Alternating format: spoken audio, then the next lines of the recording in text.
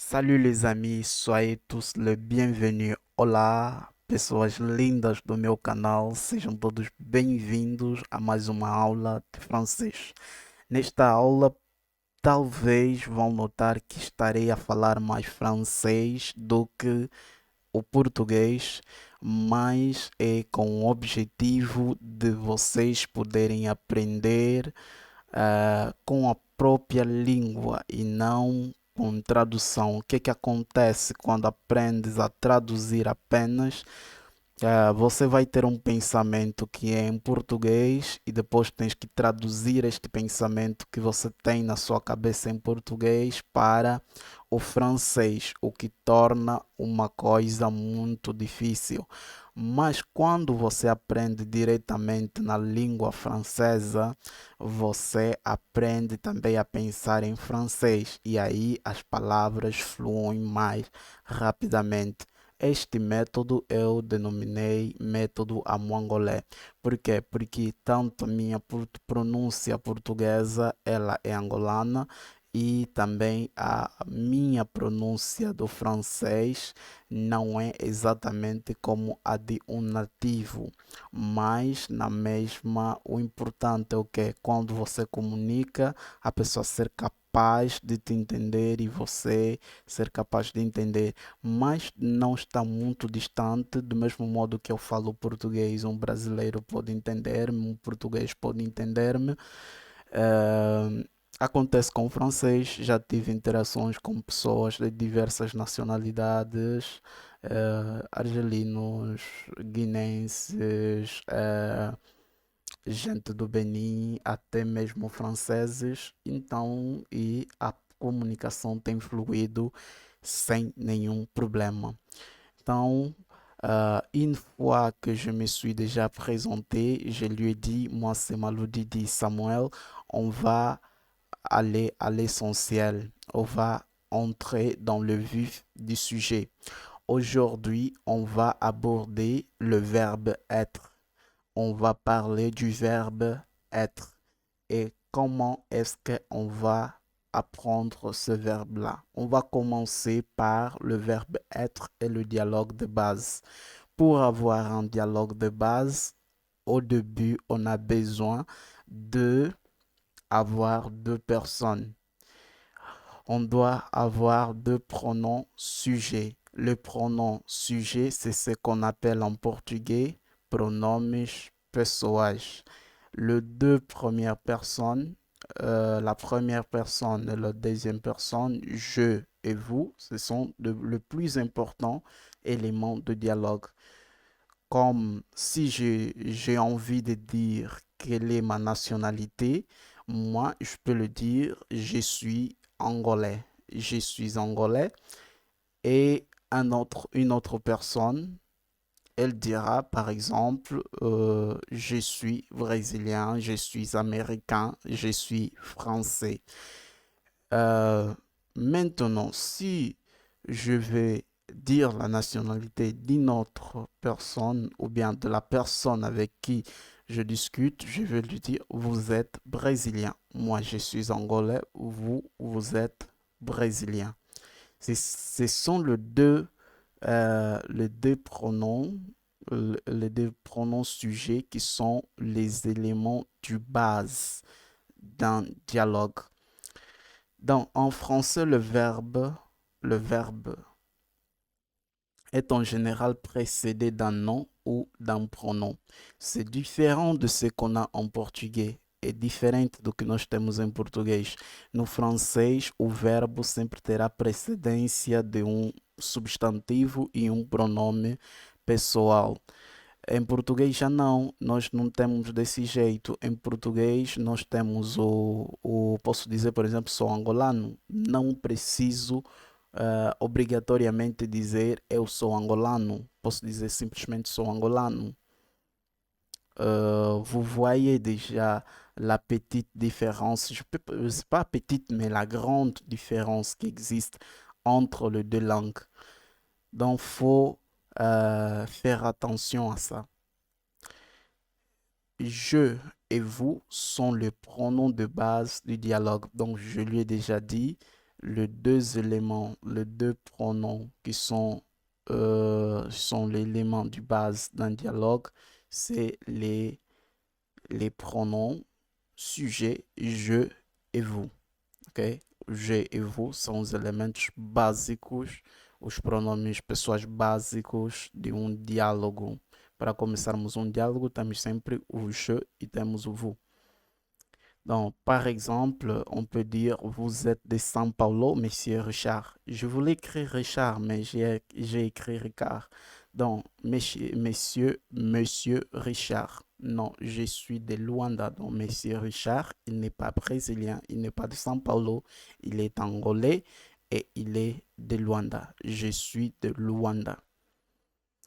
Donc, on va voir ensemble maintenant quelques nationalités et comment utiliser les pronoms sujet et le verbe être pour dire à quelle nationalité je appartiens et à quelle nationalité l'autre personne avec qui je discute, il appartient.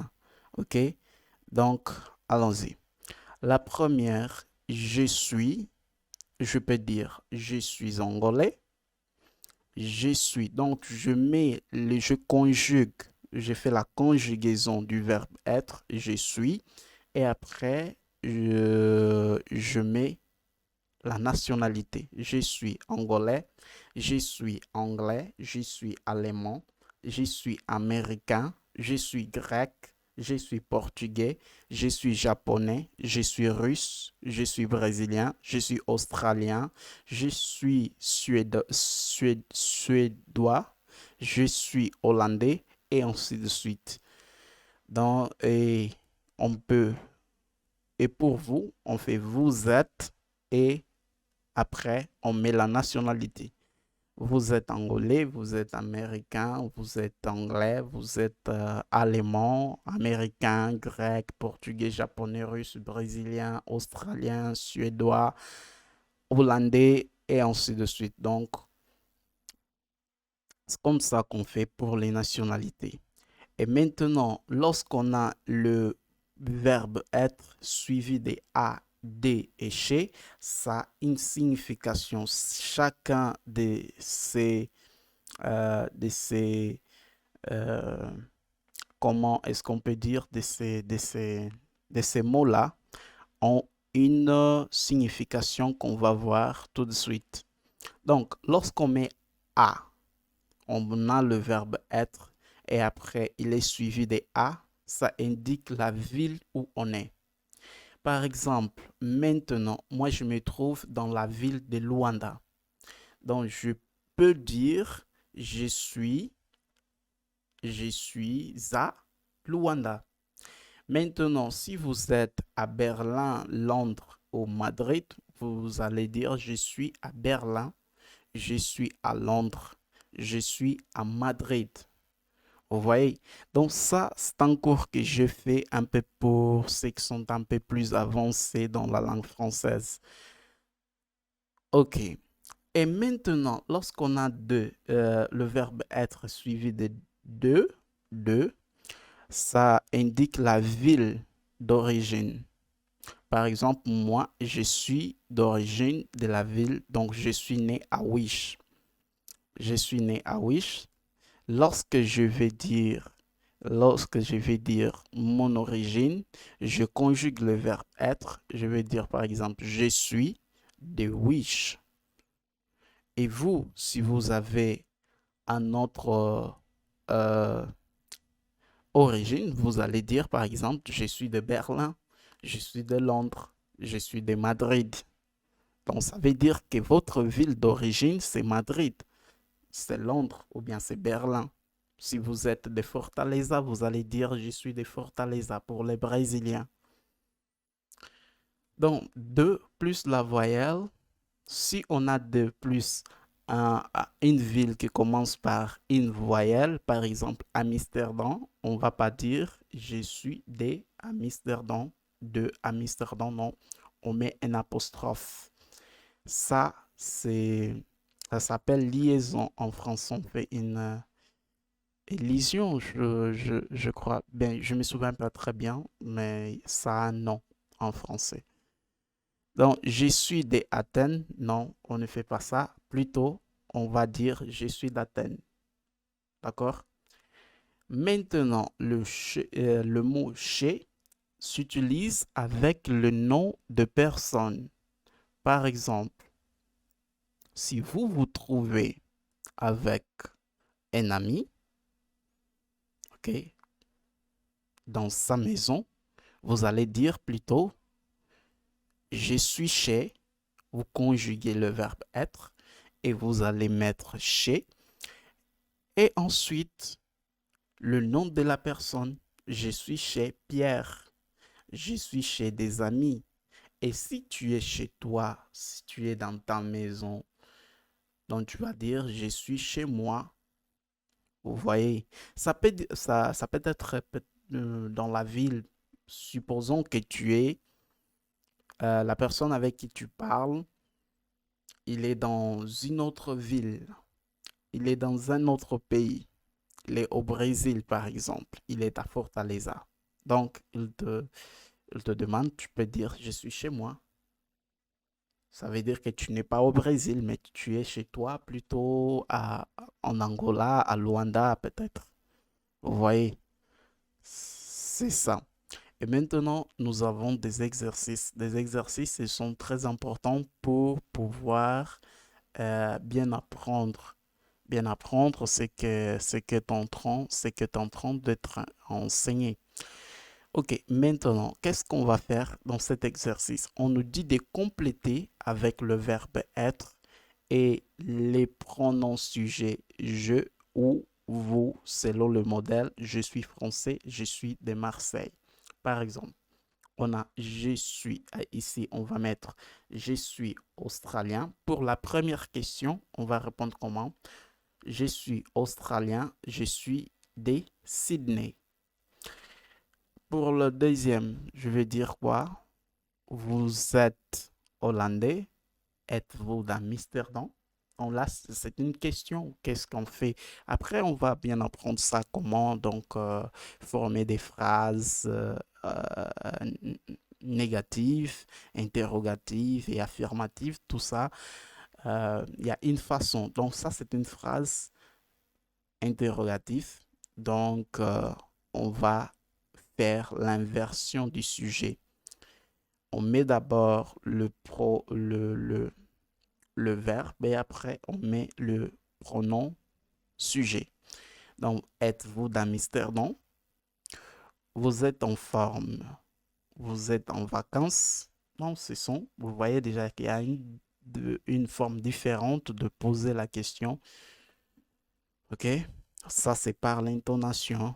Après, on va bien expliquer ça. Vous êtes Madame Dupuis. Vous êtes mon professeur. Je suis Monsieur Gomez. Je suis votre étudiant. Je suis Monsieur Gomez. Je suis votre étudiant. Je suis espagnol pour la sixième et la dernière. Je suis espagnol. Je suis de Séville. Vous voyez, donc c'est ça. Et pour la deuxième question, on nous demande répondez aux questions au choix. Vous êtes anglais ou américain, David? Je suis américain. Et c'est le même modèle qu'on va suivre, hein. Donc, comme il est donné dans l'exemple. Ici, pour la première question, on a vous êtes espagnol ou portugais, Louis? Louis, il peut dire je suis portugais. OK? Parce que le nom, il indique lui-même déjà que c'est souvent les Portugais qui ont un nom comme lui. Lui, c'est souvent le Portugais. Vous êtes de Madrid ou de Barcelone, Carlos? Donc, il est d'où? Il est de Barcelone. On peut dire je suis de Barcelone. Carlos est de Barcelone. Vous êtes allemand ou suisse, Rolf? Bon, je suis allemand. Ok, je suis allemand. Vous êtes l'été, vous êtes à Paro ou à Athènes? Stavros. Donc, je suis à Paro. Vous êtes fatigué ou en forme, Paul? Je suis en forme. Donc, c'est comme ça on va répondre. À suivre, on a la question numéro 3. Complétez le texte avec A, D, chez. Donc voilà où on regarde, il y a je suis en vacances à Nice, vous êtes à Nice pour travailler. Donc bien, j'ai déjà dit à Nice. Donc ici, on va mettre à Nice. Vous êtes à Nice pour travailler. Aldo, non, je suis en vacances, ma tante. Donc l'espace vide, qu'est-ce qu'on va mettre? Chez, parce qu'il y a le nom de quelqu'un, le nom de sa tante. Donc, il est chez sa tante. Non, je suis en vacances chez ma tante. Vous êtes l'hôtel. Donc, c'est un endroit. OK? Ou chez des amis. Donc, on va dire, hein, vous êtes à l'hôtel ou chez les amis. On ne peut pas dire chez l'hôtel ou chez des amis. C'est pas correct. Donc, on va dire, vous êtes à l'hôtel ou chez des amis. Paul, donc, il va dire, je suis à un ami d'enfance, Philippe Leroux. Vous êtes de quelle ville, Aldo? Donc, il demande la ville d'origine. Vous êtes de quelle ville? Je suis ici, dans l'espace vide, on va mettre de Naples. Puisqu'on nous a demandé à quelle ville on appartient ou quelle est notre ville d'origine, donc on va dire D. Mais je suis souvent à Rome. OK? Donc là, c'est où il se trouve. Il va dire, je suis souvent à Rome pour travailler. OK? Il part souvent à Rome. Donc son travail, son taf, c'est à Rome. Donc il va souvent à Rome pour travailler. Paul, moi je suis de Lyon. Donc c'est Paul qui dit sa ville d'origine. Mais je suis très souvent à Paris. Donc lui aussi, il ne reste pas trop souvent à Lyon, mais il est souvent à Paris pour mes affaires. Donc c'est un homme d'affaires. Et le quatrième exercice, il nous demande de faire l'exercice selon le modèle que nous voyons ici, le numéro 1. Donc on a un tableau où il y a le nom, la nationalité, la ville d'origine et l'adresse actuelle. Donc, qu'est-ce qu'on va faire? On va former des phrases. Et dans ces phrases, on va écrire, par exemple, pour la première personne, comme vous voyez, je m'appelle Père, je suis danois, je suis de Copenhague. Actuellement, je suis à l'hôtel Brea à Paris. Vous voyez? Donc, c'est ces modèles qu'on va suivre pour former des phrases. Donc, il nous reste 3 exemples à faire. Je vous laisse pour que vous puissiez vous débrouiller. Vous mettez la pause sur la vidéo et vous allez vous entraîner, vous allez essayer de faire l'exercice. Ou bien, vous faites ça dans les commentaires. Vous mettez la pause dans la vidéo et vous commencez à faire l'exercice dans le commentaire. En faisant ça, ça va beaucoup vous aider. Ça va beaucoup vous aider à bien apprendre cette langue. Donc, ne regardez pas simplement, vous regardez, c'est pas. Donc, lorsqu'on arrive à un exercice, vous mettez la pause, vous prenez les commentaires, vous cliquez dans les commentaires et vous commencez à faire les exercices. Donc, ici, répondez librement aux questions. Donc, tu vas répondre aux questions comme tu veux. Vous êtes de Boston, de Varsovie, de Madrid. Vous êtes de Boston, de Varsovie, de Madrid. Donc, vous allez répondre. Le deuxième, actuellement, vous êtes à Oslo, à Londres, à Vienne. Tu vas répondre comme tu veux. Vous êtes chez vous, au bureau ou à l'université. À l'université, au lycée. Donc, tu vas dire aussi ce que tu veux. OK? Mais en fonction de ce que tu es en train de faire. Que si tu es dans ta maison en regardant cette vidéo, donc tu vas écrire je suis chez moi. Je suis chez moi ou bien tu peux dire je suis au bureau. Vous voyez, donc c'est ça qu'on attend de vous. Et voilà, maintenant on va voir comment est-ce qu'on peut faire le verbe être, le pronom sujet. Donc, il faut qu'il y ait un accord entre le, le, le, le, le pronom sujet et le verbe être. Pour le pronom, on a trois personnes du singulier. On a je, tu, il, elle, on. Je suis, tu es, il est, elle est, on est. Et nous avons les trois personnes du pluriel. Nous sommes, vous êtes, ils sont, elles sont.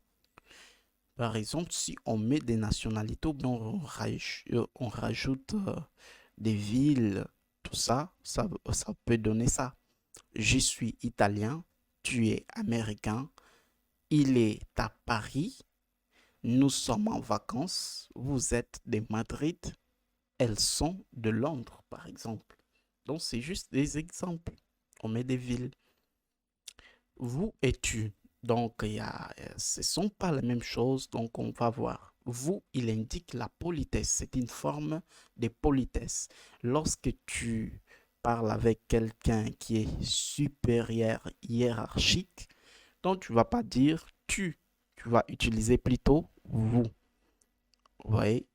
Donc, par exemple, vous êtes espagnol, Messi Sanchez. Donc, Messi Sanchez, c'est quelqu'un qui est un inconnu ou bien c'est quelqu'un qui est supérieur hiérarchique. On ne va pas dire tu es espagnol, Messi Sanchez. Non.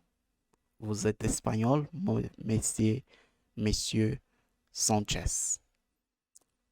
Tu s'utilises entre amis, en famille, etc.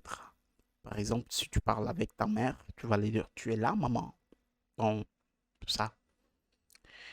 Avec les pronoms, on utilise vous. Ah, avec les prénoms, on utilise vous ou tu, selon les degrés de familiarité. Ça dépend du degré de familiarité avec la personne dont on parle. Donc, si c'est quelqu'un avec qui on est plus familiarisé, on peut dire tu es prêt, Paul, par exemple. Mais si on n'est pas trop familiarisé, on va dire vous êtes prêt, John. Vous voyez? Ok. Maintenant, il et elle renvoient à une personne ou à une chose. Donc, ça peut être une chose dont nous sommes en train de parler, ou bien ça peut être une personne. Par exemple, elle est très belle, Isabelle Adjani. Non, elle est très belle, Isabelle Adjani, il s'agit d'une personne. Elle est très belle, la tour Eiffel. Dans la tour Eiffel, euh, c'est une chose. Vous voyez, il est très beau, Kevin Costner. Donc, c'est une personne. Il est très beau, le musée d'Orsay. Donc, c'est un endroit. Elle renvoie à groupe féminin, mais par contre, il renvoie à un groupe masculin ou bien au mixte. Donc, lorsque nous avons un mixte, les hommes et les filles, on peut dire, on va utiliser il. Paul, Marie, Cathy, Anne et Julie sont, ils sont de Nice. Vous voyez, parce qu'il y a Paul. Tous les autres noms sont féminins. Mais parce qu'il y a Paul, on va dire ils sont de Nice. Donc, il suffit qu'il y ait un masculin, un non masculin, que ça change. On et nous. Donc, on est équivalent à nous en langage courant. Par exemple, Sylvie qui dit Marie et moi, nous sommes françaises. Donc, on est de Nice. On est de Nice. On signifie aussi tout le monde et les gens. Par exemple, en France, on est gourmand. Donc, c'est la même chose que dire en France, tout le monde est gourmand, ou bien dire en France, tous les gens, tous les gens sont gourmands. C'est la même chose que dire ça, mais on remplace par on est gourmand. Maintenant, on a un exercice. On nous demande de compléter les phrases avec le verbe être. Qu'est-ce que tu vas faire? Je vous ai déjà dit. Lorsque vous avez un exercice, donc vous mettez la pause sur la vidéo et vous allez essayer de faire l'exercice.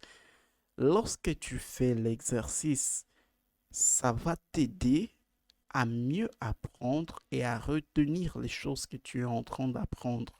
Donc, utiliser les commentaires. Tu vas numéroter les exercices comme ils sont numérotés. Donc, tu vas utiliser le verbe être, comme dans l'exemple que nous avons ici. Marie est belge. Donc, Bill, on va dire quoi? Bill est américain. Dimitri est grec. Katia est russe. Anne et Linda, irlandaise. Le irlandaise. Donc, qu'est-ce qu'il manque là-bas? Sont irlandaises. Peter et John sont allemands. Je suis célibataire. Vous êtes marié, Patrick. Marc et moi, nous sommes en vacances. Vous êtes de Rome, Monsieur Moretti. Tu es chez toi ce soir, Aline. Vous voyez? Donc, c'est comme ça. Vous allez mettre la pause et vous allez faire. Après, on va continuer. Mais allons-y déjà. Complétez avec tu ou vous. Vous êtes suisse, madame. Donc, on va. Vous êtes seul, mademoiselle. Vous êtes français, monsieur Dubois. Tu es là, papa. Tu es fatigué, mon chéri. Vous êtes prêt, Charles. Vous êtes des Pragres. Et ainsi de suite. Alice. Alice est médecin. Alice est médecin. Non, non, non. Alice, vous êtes médecin? Non, je suis architecte. Architecte. OK? Ici, on va mettre le pronom et le verbe. Donc, on va conjuguer le verbe. Donc, la première, Alice, vous êtes médecin? Non, je suis architecte. Paul et John, vous êtes anglais? Oui. De Liverpool? Oui.